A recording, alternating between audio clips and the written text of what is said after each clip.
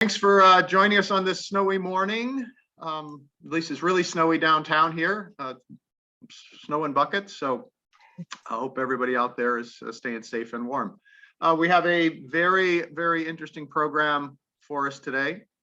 We've got Jody May from Exodus World Service going to join us and talk a bit about refugees and the refugee issue and how we can be more welcoming of refugees as a country and in many ways as a congregation. And you'll hear more about some things that we're thinking about doing from the missions committee over the course of the next couple of weeks.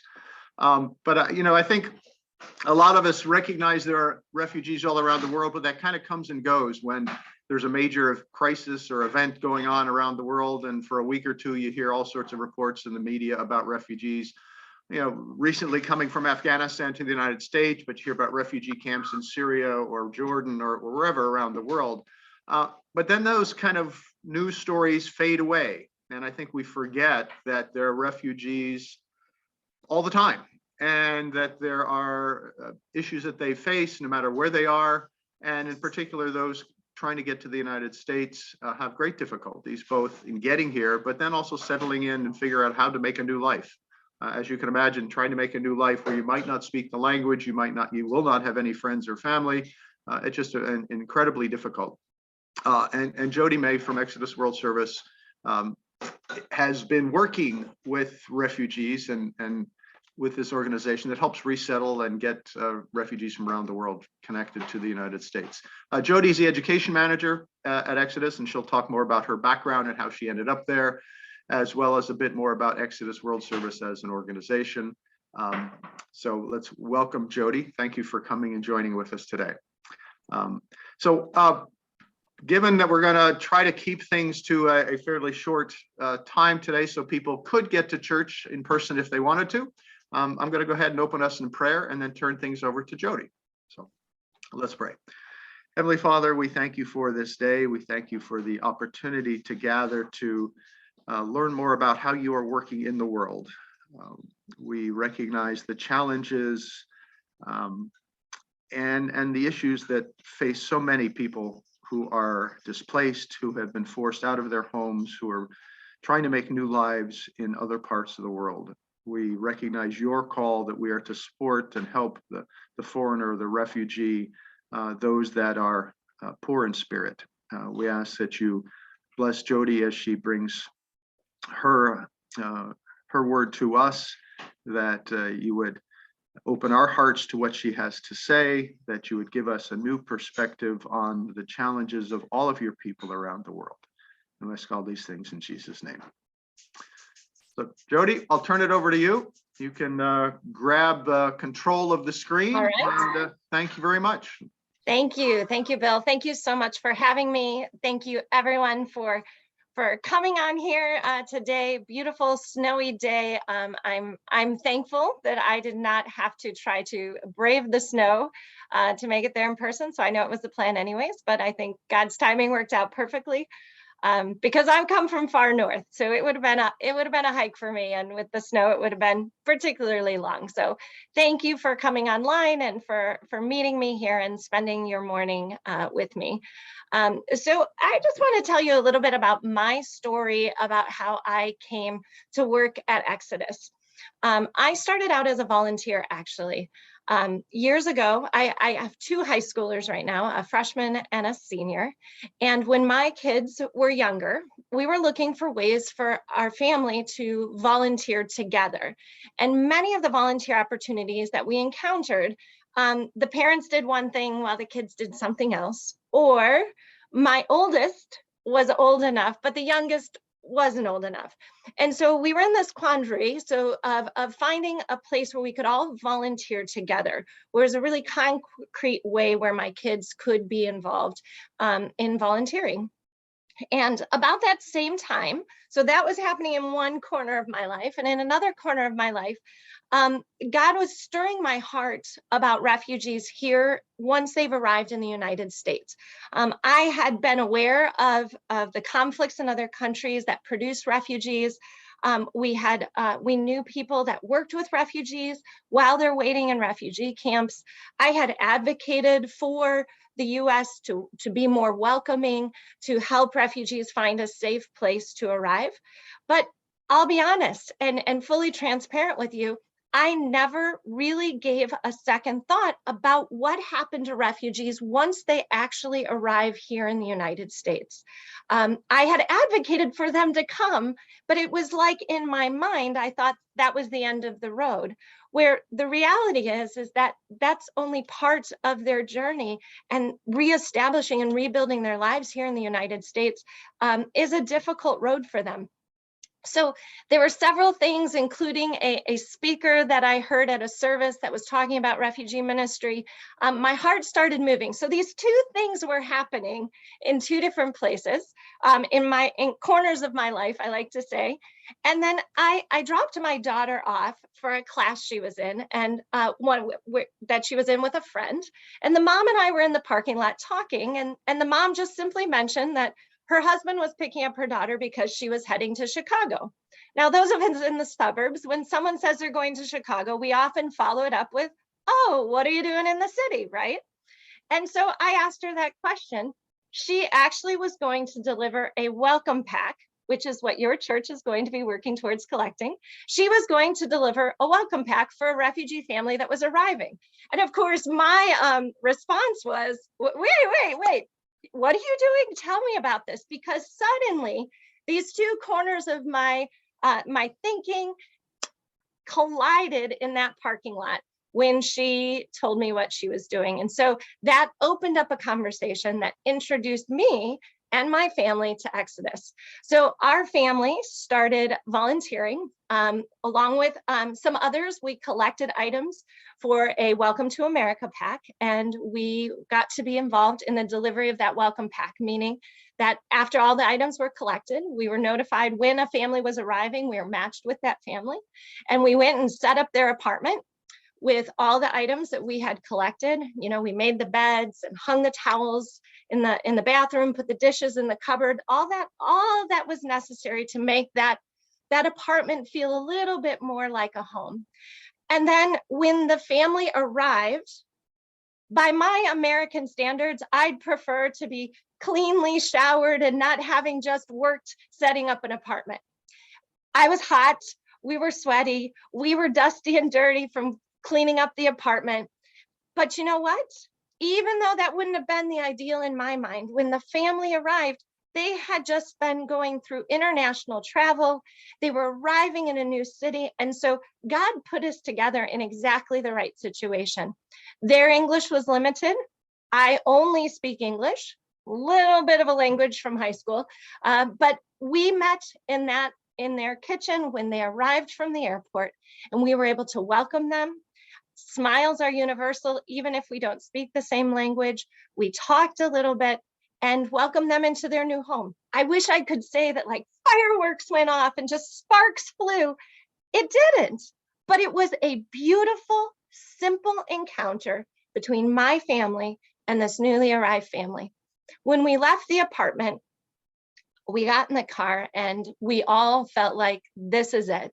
We found where we wanted to volunteer. And that family, that very first family that we welcomed, they are still friends with us today. They've been here long enough that they are now US citizens. They've moved to Michigan, but we still communicate with them. My daughter, who's a senior, and their daughter, who's a junior, they text back and forth all the time like teenagers do, because it's no longer that we are the volunteer and they're the refugee family. Now we are just friends doing life together. And that's the beauty of what Exodus does. And that's why I tell you that story, because the mission of Exodus is to mobilize the Christian community to welcome and befriend refugees. And just in that story of what I did, that was my experience. We welcomed, and by taking that step of going outside of our comfort zone and welcoming this family, a friendship developed out of it. Now, is it guaranteed that a friendship will always develop? Not necessarily, but even if you're only there for a part of a refugee's journey, you become a part of their story, and you become one of the people that was a helper, that was willing to welcome them in their early days arriving there. I'm going to share my screen because a lot of what we do is based on the scripture that I'm going to put up for you here. For I was hungry and you gave me something to eat. I was thirsty and you gave me something to drink. I was a stranger and you invited me in. Now, those are the words that were promised that we will hear when we are standing before God. And so to me, to know that when I am welcoming a stranger, that God is giving me the opportunity to welcome him. And then it becomes this beautiful thing of two people coming together, doing what God's asked us as a church, as Christians to do. Before I go on any farther, I'd like to, my slides aren't advancing, here we go. Who is a refugee? Now, most of you probably already know this, but I like to clarify just in case, because sometimes in the conversation that we have, the words around immigration start to get mixed up with each other. And so the definition of a refugee was actually established by the United Nations in 1951 at the United Nations High Commissioner for Refugees. And in 1980, it was adopted by our Congress here in the United States.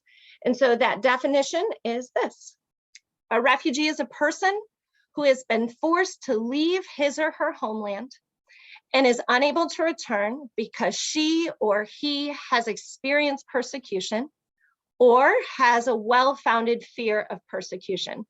That persecution can be related to race, nationality, religion, political opinion, or membership in a particular social group. Now, that's a really long definition, so I'm just going to quickly break it into a couple highlights to help you understand. First of all, they've been forced to leave their homeland. That means they are no longer within the borders of their home country.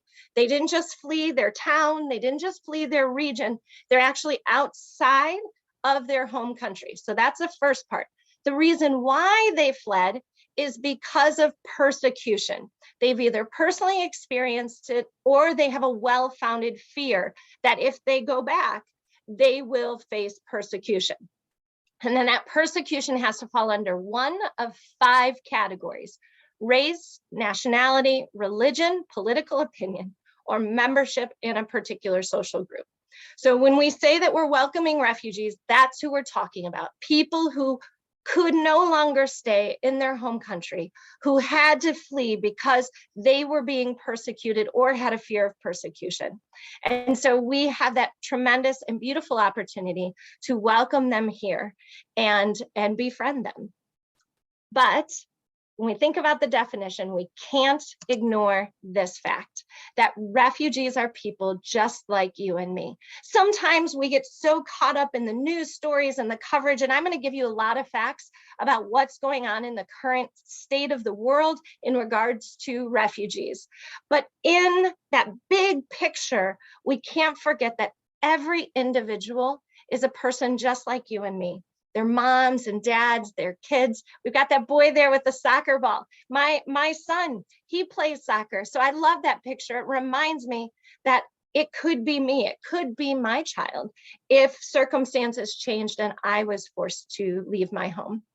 I do want to share a video with you real quick. It is a video of some of our friends here in Chicago talking about their experience fleeing from their country and being resettled into the United States.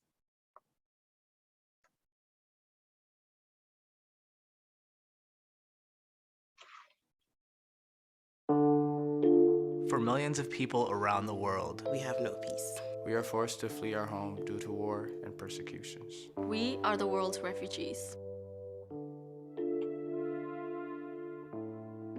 we are families. About half of us are children. We don't want to leave our country.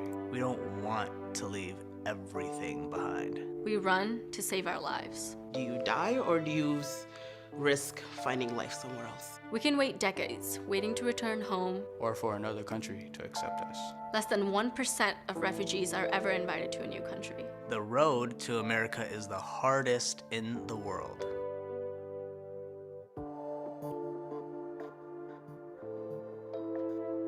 Before being let into the US, we are vetted by at least 6 federal agencies. Our documents, biodata, and fingerprints are screened. We go through lengthy interviews and medical checks.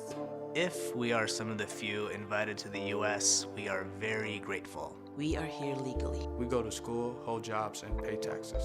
We even pay back our travel costs to America. A refugee's journey is not easy. We rebuilt our lives with next to nothing. We must learn a new language and customs. But we are courageous. We are survivors. Most of all, we are enriched by our new friendships. And we hope to enrich our new communities with the experiences we bring to share. We are the world's refugees. We are the world's refugees. We are the world's refugees. We seek not just a place to live, but a place to belong. Thank you, America, for allowing my family to live the American dream and also just to live.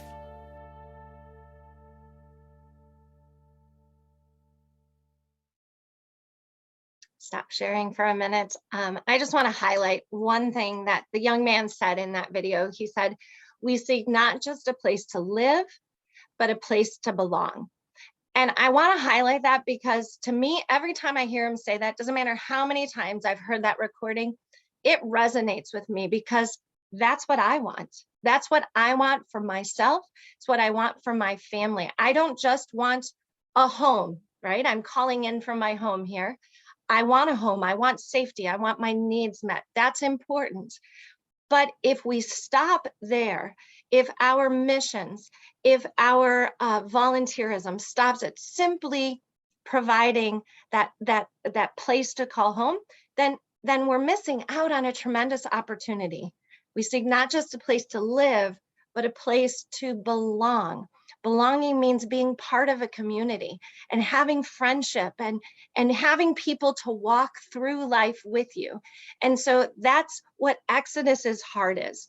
Our heart is, again, I said our mission is to mobilize the Christian community to welcome and befriend refugees. We're not just welcoming, we are encouraging people to also go into relationship with refugees, help them as they acclimate to that new life here in the United States. So if that resonated with you, that's part of humanity, right? To not just want safety, but also to want community. And there's just a real beauty that can be found in that. Any questions before I share my screen again? All right, I'll share it. We're going to talk a little bit about where our current refugee situation is in the US. Hopefully that's not going to start again. Here we go. It's not wanting to go past this. There we go. Okay. So that's a big number on the screen. There are 26.4 million refugees. 26.4 million refugees. That's according to the United Nations High Commissioner on Refugees. That number is the largest number of refugees that we have in our recorded history. That means that there are more refugees today than there were in the years during and after World War II. Think about that. 26.4 million people who've been identified as refugees who are waiting. They're in a place of limbo, waiting for a safe place to call home, waiting to be resettled.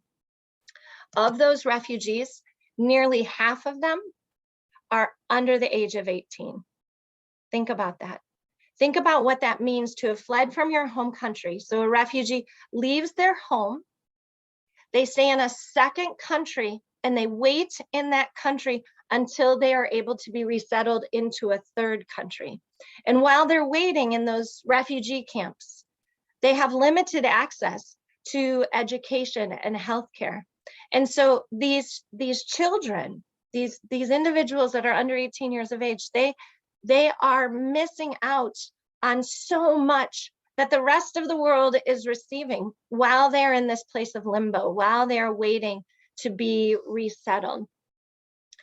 The countries where refugees are coming from, these are some of the top countries that are that have refugees currently, that are producing refugees: Syria, Sudan, Afghanistan, Myanmar, Congo, Eritrea, Somalia, and Iraq. So I just want to talk about a couple of those quickly. Many of you, I'm sure, are aware of the current situation in Afghanistan that developed in the fall of 2021, where the US pulled out of Afghanistan. There was a lot of chaos that ensued because of that. And so many of those people who were evacuated during that time are currently being processed to be resettled. Many of them are on our US air bases here. They fled. Those that we saw in the pictures in the news, they were brought from Afghanistan to air bases around or US bases around the world, where they began their processing. Then many of them were brought to US bases in America, where they finished that processing. And so they're in the process of being resettled. And next month is the target date for those bases to be cleared, and all of those Afghan evacuees that were waiting on US bases here to be processed, to be vetted, and finding a new place to live here in the United States. But that crisis in Afghanistan, while it was in the news and huge situation that happened there, Afghan refugees have been coming for years and years. The conflict and what's going on in Afghanistan has been many years in the making. The change of regime has complicated the situation in Afghanistan, but for years, people there have dealt with food shortages, lack of safety, young men, still children under 18, being recruited by the Taliban. All of those created situations where people had to flee. And so while there are more now because of what happened in the fall, refugees have been fleeing from Afghanistan for years. Over in Southeast Asia, in the country of Myanmar, which you may also know as Burma, the Rohingya refugees there are a people group who are being targeted. The military in Myanmar has renewed their attacks against these communities. And so the Rohingya people, simply because of who they are being targeted and being forced, violently forced off of their land, and are fleeing out of the country. And so Myanmar is a country that is currently producing a significant amount of refugees. Over in Africa, in the Congo in particular, for years and years, the Democratic Republic of the Congo has been a refugee producing country.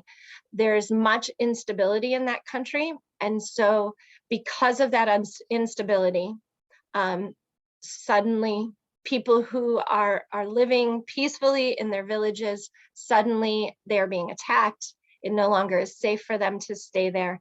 And so they flee to those countries around the Democratic Republic of the Congo. Then back into the Middle East, the biggest producer of refugees currently is the country of Syria. They have been in an ongoing civil war inside their country, where their government has literally targeted communities.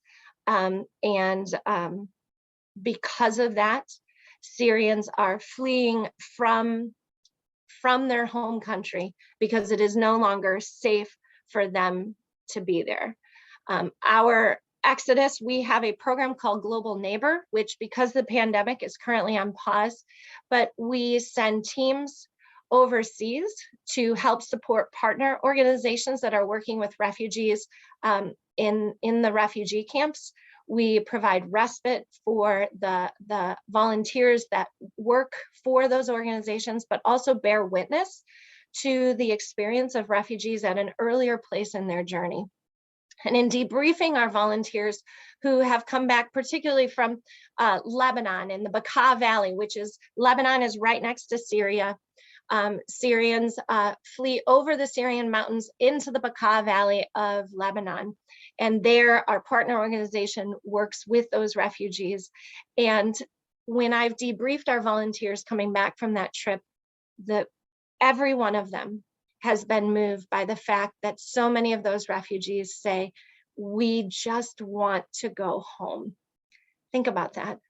If something happened to your home right now and it was not livable, let's say a fire comes in or your basement floods, and while it's being fixed, you're staying in a hotel temporarily, you would feel that desire, wouldn't you, to be able to come back home. And so I say that to help you understand that refugees are people who didn't want to flee.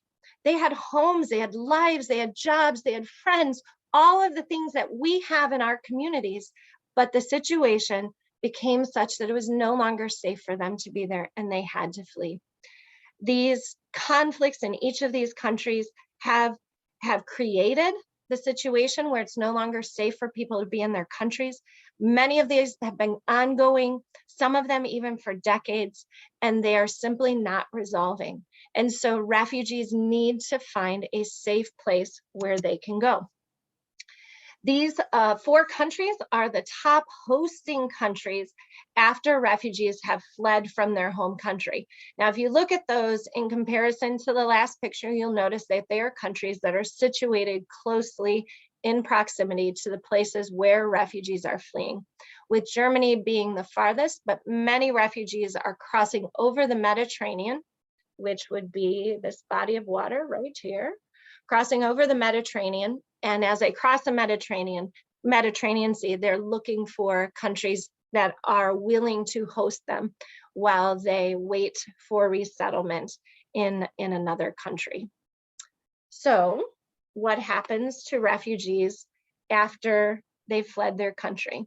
So most of them end up in a camp outside of their homeland, waiting to return home. Like I said, that would be one that would be referred to as repatriation, meaning to return to their home country. Unfortunately, because of the situation that forced them to flee, and these conflicts being as ongoing and long-term as they are, for most of them, that is not a possibility. It might be their preferred choice, but the reality is, for the majority of refugees, returning home is not an option. Second option would be to be accepted to the country they fled to, meaning the country that's hosting them as a refugee. But the reality of that is that the majority of countries that are hosting refugees are willing to have the United Nations host the refugees in refugee camps, but are not allowing those refugees to live outside of the refugee camp within their country, or to have a legal path to become a resident of that country. So again, that's only available for a small portion of refugees. So then the third option is to resettle in a third country, meaning they begin the vetting process that will approve them to be resettled into a third country like the United States. Being resettled into a third country is not something that they get to pick which country they go to.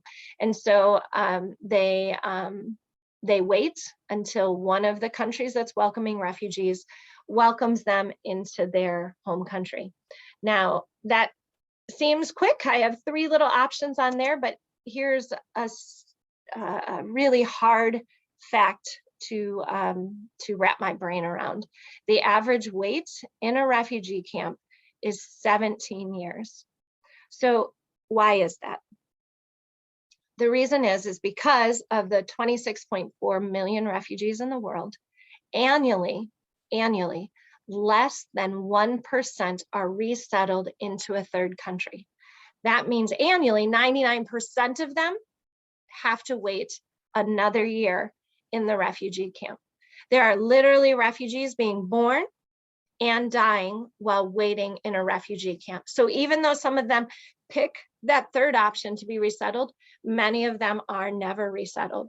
And so that average is 17 years that someone is waiting for a safe place that they can call home. A little bit more information on this page. When refugees apply for resettlement, they undergo a rigorous vetting process involving at least 8 federal agencies. So that process takes 18 to 24 months. But the reality is, because of what's happening now, we are hearing that finding anyone who has gone through the process in less than 2 years is becoming more and more rare. So that statistic there of it taking 18 to 24 months is quickly changing to at least 2 years that the process is taking. That process includes security checks, biometrics, interviews, health screenings. Over on the right-hand side, we have what the UN does. The UN begins the processing and considers the person for resettlement and looks at their background information, which includes iris scans, fingerprints, facial scans, biodata. And then after the UN has done their screening, the US government, those that are potential refugees to be resettled here, they begin their screening process, which includes 8 government agencies, 5 separate security databases, 6 background checks, 3 in-person interviews. So if they are approved, they're then assigned to one of 9 US NGOs. Those NGOs would be our resettlement agencies here in the United States. There are 9 of them. We have 5 of them here in Chicago. They help the refugee then integrate and become economically self-sufficient in their new life here in the United States. This is a fabulous fact. Refugees are the most vetted people of anyone entering the United States. So it doesn't matter if someone's coming here to live because they've chosen to immigrate into the United States. Doesn't matter if they come in here on a visa of some sort, maybe they're a visitor or maybe they're here as a student. Refugees, if we compare everyone who comes into the United States, refugees are the most vetted of any of those people. That means that we know more about refugees than we do about anyone else who's coming into the United States. So oftentimes you will hear, well, we can't let in more refugees because we don't know enough about them. Well, that to me is someone who's concerned, and it is legitimate to be concerned about that, and to be concerned that we are welcoming people into the US who will be safe for our country, who will contribute to our country. But it always strikes me a little odd that someone would focus on refugees being who concerns them when we know more about them than anybody else. There are so many other categories of immigration that do not vet as thoroughly as refugees are vetted. I already said this before, but refugees do not choose the country they are assigned to resettle in. So that means that for someone who is waiting in a refugee camp, maybe they only speak the language of their home country. They may be practicing language in hopes that they learn the language that will be most useful to them in the country that they're resettled in. But because they do not get to choose what country they're resettled in, that may mean that they've learned another language that will be unhelpful to them once they're resettled. If there is a family connection, then those will be taken into consideration for whether or not someone is selected to come to a country. Once the refugee is approved by our government, they're invited to the US as legal residents. So what does that mean? Let's just think about that. They aren't choosing to come here. Our federal government is vetting them and then inviting them to come to the US. And once they arrive here, they are legal the moment that they arrive here. They are legal residents here in the United States. After they have been here for 5 years, they can apply to become citizens of the United States. This is also another interesting fact. Refugees pay for their own flight to the United States. It's actually a loan coordinated by the International Organization for Migration. And that flight, if you've ever traveled internationally, you know the cost that's involved in that. That flight to the United States is a loan that must be paid back must be paid back. So next. Refugees receive approximately 3 months of resettlement services and then are expected to be self-sufficient. So 3 months after they arrive here, that's because of the contract that the resettlement agencies have with the federal government, they are required to provide services for the refugees for the first 3 months that they are here in the United States. And then after that, they're to become self-sufficient, which Exodus was actually founded in 1988. And our founders actually worked for the resettlement agencies. And they saw this beautiful work that was being done by the resettlement agencies.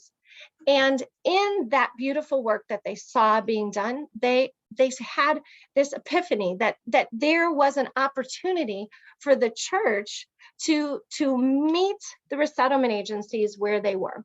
Because of everything that the resettlement agencies have to do under their contract with the federal government, they recognized that providing friendship and an American that can just kind of walk with them, that was missing. And so our founders had this vision to be able to connect a refugee with a volunteer, so that time of acclimation that goes beyond 3 months, that they're matched with someone that can help them as they go through that process.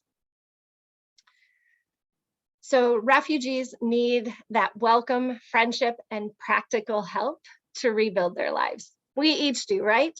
Life is so much better in community. Yeah, you could probably do it on your own, but man, it's so much better to be a part of community. Last fact here about refugees. Refugees pay taxes and they contribute to our communities. And there's so much that we can learn from them about courage and resilience. They enrich our lives. And on a personal note, that is a fact for my family. We have grown in tremendous ways from what we have learned from our refugee friends. One of the things that has been deeply impactful for me is hospitality. I thought I understood hospitality, but being with the refugees that I have been matched with through Exodus, I have realized that I had so much to learn, and I still have a lot to learn about hospitality. And I've learned that because of the tremendous hospitality that has been shown to me by my refugee friends. Hospitality that just goes beyond anything that I could even conceive of in my understanding of hospitality. There's just a real beauty in that. And for many of the cultures that our refugee friends come from, hospitality is so very, very important to them. So just to recap, who are refugees? They are people just like you and me, moms and dads, brothers and sisters. They are gifted with talents and have hopes for their future. And so how can you help? I'm going to stop sharing and talk to you a little bit about the ways that we can get involved with Exodus. So we have kind of two routes of volunteering. One is PAC programs, and the second is New Neighbor programs. So PAC programs is actually, you guys have already decided you're going to do that. Your church is going to be collecting a Welcome to America PAC. This is actually our biggest PAC, and it's often done by a larger group like a church because there are many, many items on there. It helps to turn an empty apartment into a home for a refugee who is just newly arrived here in Chicago. So you collect the household items for the kitchen, the bath, the bedroom, and then maybe not everyone who donated, but a small group will be able to then welcome that refugee on the day that they arrive here in the United States and welcome them into their new apartment, like my family did on that first time. So that's what your church is going to be doing. But I want to share about our other PACs as well. Another one is called our Ethnic Grocery PAC, which is lists that are specific to each country with grocery items that are familiar to that refugee in their country. And so for me, it's fun to go to an ethnic grocery store and look for these ingredients that I personally don't use in my cooking, but knowing that they'll be familiar to the refugee. There's a refugee named Sandra Uwiringimana who wrote a book called How Dare the Sun Rise. And she said when they arrived at their apartment and opened the refrigerator, they were appalled because they thought Americans eat worms, because there was a pile of worms in the refrigerator. It actually wasn't worms, it was ground beef. Think of how ground beef looks as it gets squished through the, whatever you call that tool. And so it was unfamiliar to her. So our ethnic grocery pack helps to provide groceries that are familiar for the country that they've arrived from. And then we have baby care packs. Baby care packs are all the items that you would give to someone at a baby shower.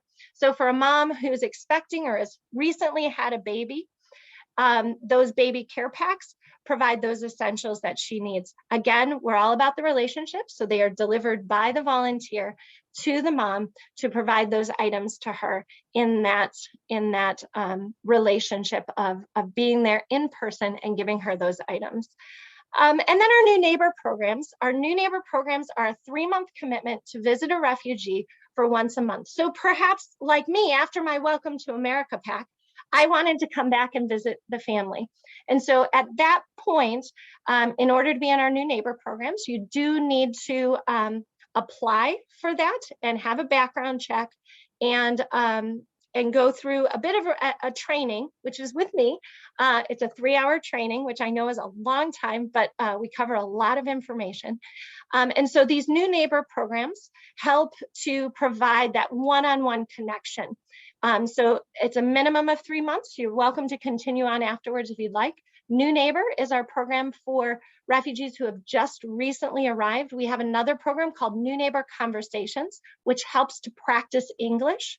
The refugee receives ESL services through the resettlement agency, but they need to practice. And so New Neighbor Conversations practices English. We have New Neighbor Citizenship, which after a refugee's been here for 5 years, they can apply for citizenship, but they have to pass the citizenship exam. So you spend that 3 months helping to prepare them for that citizenship exam. And then we have New Neighbor for Youth, which matches a volunteer with a family with a child who's in school.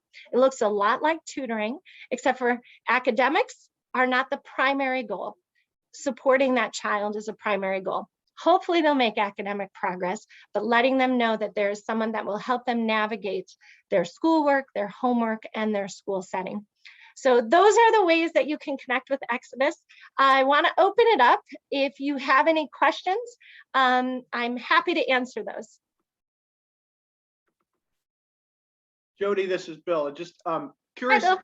tell a little bit more about refugees here in Chicago. Where do they come from? How many are there every year? Just kind of bring that down to a little bit more of a local level that we might be getting involved with. Absolutely. So the numbers have changed dramatically over the last 5-6 years in the number of refugees in the countries they're coming from. Currently, in the fall, all refugee resettlement was stopped by the government because of the situation in Afghanistan. So the fall through January, the only refugees who have been resettled in Chicago are Afghans. That opened back up a week and a half ago. I think it's a week and a half ago, opened back up. And so we have had more refugees coming from other countries as well, which has been exciting because we want everyone to have a safe place to call home. And so we welcome refugees from many different countries. Those ones that I listed as top producing refugee countries are ones that we receive from. And so that would be the top countries here: Afghanistan, Burma, the Rohingya population there, the Congo, Syria. We also see a lot coming in from Eritrea, actually a lot from Eritrea. Those would be the top ones, Iraq as well, but not quite as many as from those other countries. For Exodus in 2021, we had 3,000, looking at my numbers here, 3,273 volunteers that served refugees through one or another of our programs. And then in 2021, 13,471 refugees that were helped by our volunteers. So again, remember, we're helping them, not only meeting them on the day they arrive, but even as their journey continues all the way up through citizenship. And we have a grocery care pack program out in DuPage County, where groceries are delivered because many of them experienced food insecurity during the pandemic. And so that's the number of refugees helped. Welcome to America packs and care packs, we delivered 10,161 of those. And we also help refugees in other countries as well, but that's kind of our Chicago statistics there. So Jody, when you said that 17 years is the average Yes. for Yes. what and the overwhelming majority of the people are young. Do those, if they're in a refugee camp, is there some kind of schooling or what for them? It depends on what country they're in, the services that they have there. Most often the education that they receive comes from one of two places. One would be other refugees who maybe were educators back in their home country, who set up informal schools within the refugee camp, educating the students there in informal schools. Also NGOs, non-government organizations that come in, nonprofits that come in and set up schools in that area. Like our partners in Lebanon, they provide schooling for students there. And so we have volunteers here in the United States that are sponsoring students to be able to go to school in Lebanon.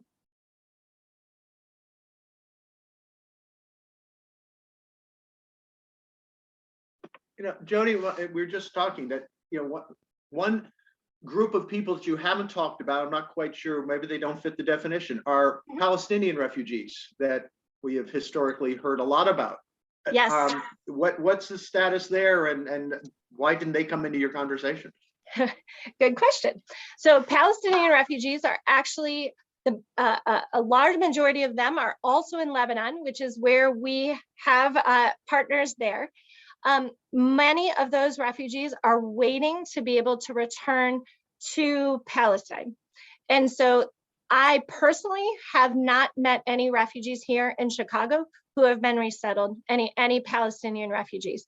I'm sure there are some that have come through. I personally am not aware of any, but because of the conflict that exists there in that region, between Palestine and Israel, I think many of them are hoping for a resolution of that to be able to return to their homeland. I mean, another group that you didn't touch on either was South and Central American refugees. All right, that's a good question as well. So currently, there is no United Nations refugee camps in that region. There's none. And so for the people that are fleeing from those countries, they do not have a place where they can register as a refugee and begin that process of resettlement. So their only option is to come into a country and ask for asylum in that country. And so they would not meet that legal definition of a refugee because they don't go through that process. I like to refer to it as like stops on their journey.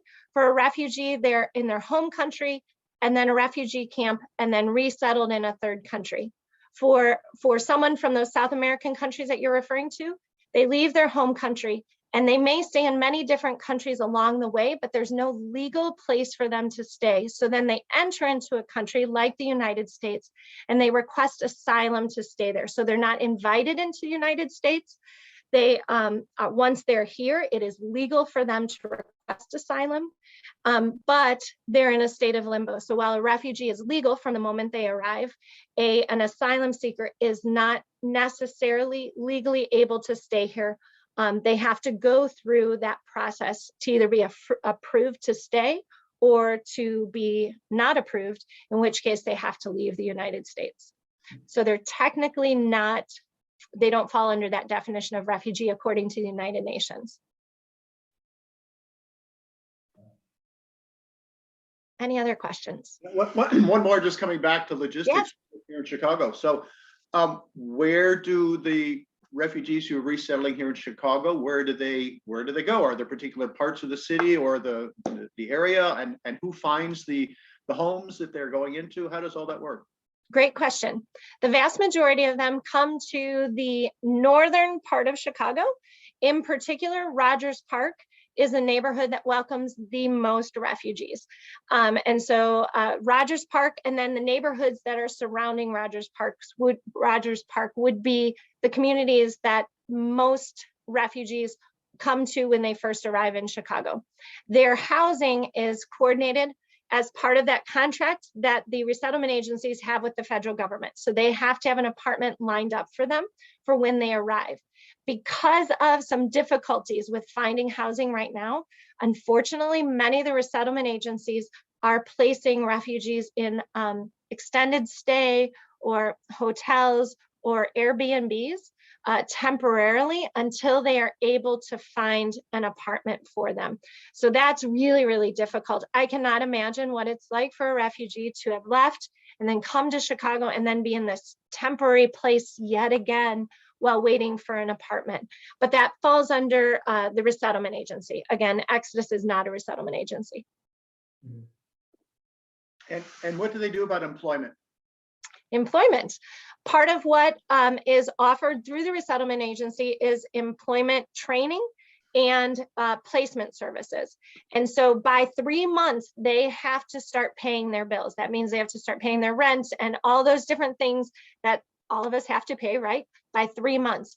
And so in that 3 months when they arrive, they have to get acclimated to their new home, take ESL classes, and find employment. The resettlement agency does help them with that, but often it's not in a job that they were in previously. Most of their certifications don't come over. Personally, I have a friend who came from Afghanistan. He was a doctor. His first job here was bagging groceries. Another friend who was in Iraq who worked as an engineer helping on the US bases. He worked in a warehouse for Walmart. So oftentimes they're just very starter jobs that help them to begin to pay their bills while they work to get certifications or go to schooling or find a job that's more suited for them. Thank you. You're welcome.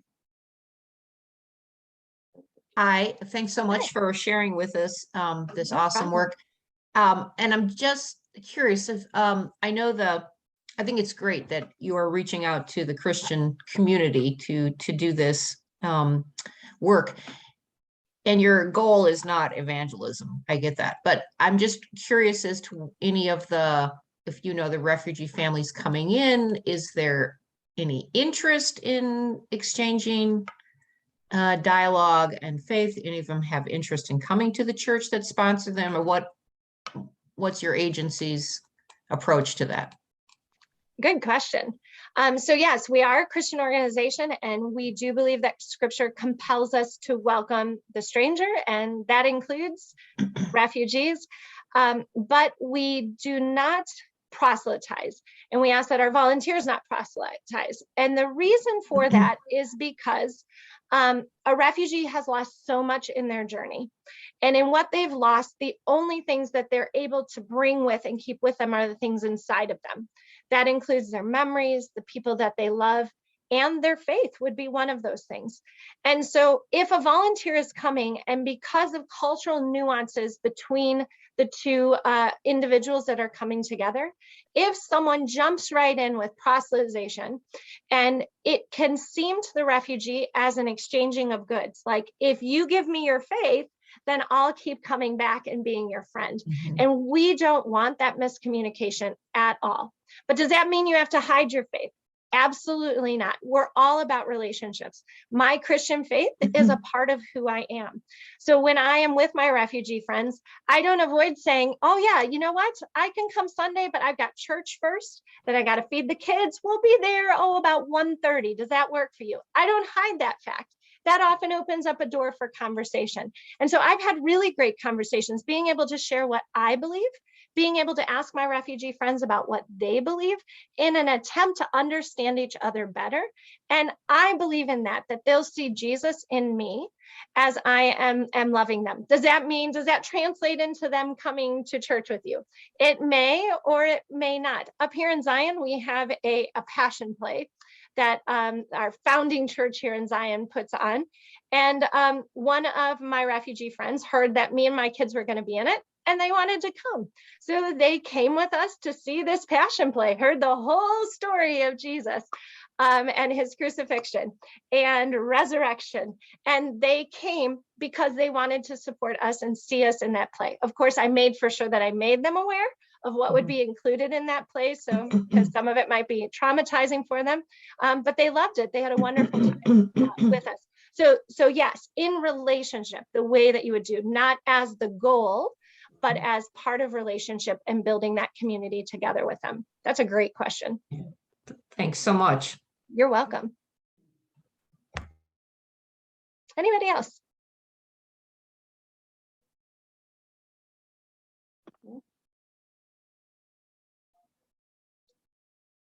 I think that's probably it. And I it's think actually so. almost time to get ready to about church. Terry, did you want to close us? Yeah, first off, I want to say thank you so much, Jody, and thanks for all the work you do for God's name, and you're the hands and feet of Jesus here. Next week, we're gonna have Pastor James Borshade come and talk. He's talking about, his topic is irreconcilable differences. He's part of the racial reconciliation team. And then starting the following week, we'll have all of February with June Oliver, who's going to talk about the book, the C.S. Lewis book, The Great Divorce. So look forward to that. You don't have to read the book or to come, but you'll be definitely blessed by the book and challenged by the book if you do. And just blessed and challenged by June also. Okay.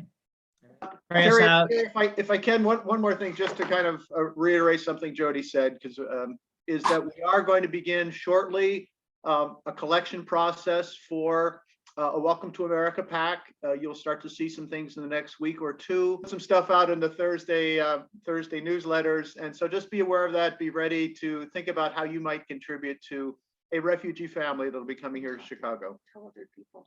And tell others who were not here today. We'll try to figure out ways for people to get some sense of this presentation, even if they weren't here today.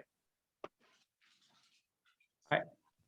Dear God, thank you for the blessings of this group, and thank you for this group of Exodus and what they're doing and how they're working to serve the people who are really, really in need. And thank you for the awareness that they bring to people, and just work on people's hearts. And thank you. In the government and in locally, just to know what the struggles of refugees, and help us to help welcome and to be there when people are homeless and needy and hungry, and what all the things that you had commanded us to do.